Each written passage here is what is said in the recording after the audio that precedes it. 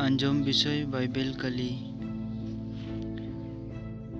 सोलहा मोनेया में और दानताव मना में तायमते आम दो आकिलानेम होड़ेम हुयुआ कथो को रिया पुथी गेल आरे हटिंग 20 कली उना तायम जिसु हर कोई मितात कोआ अकोय ईश्वरा कथा आंजम कते नोआ लेकाय कमी कान उनको कान गया को इरेन इंगान और बोहान कुंदो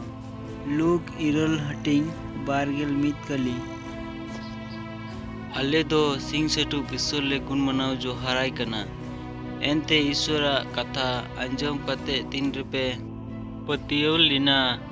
उनरे मनवा कथा मेनते दो बांग मेनखान ईश्वरा कथा मेनते पे आतेन लिदा और सरीगे नोआ दो ईश्वरा कथा कान गया आपे अकोय पतियो अकान आपे अंतरे नोआ कथा दोय कमीदा पहिल थिस्सलुनीकी को बार हटिंग गेल पे कली।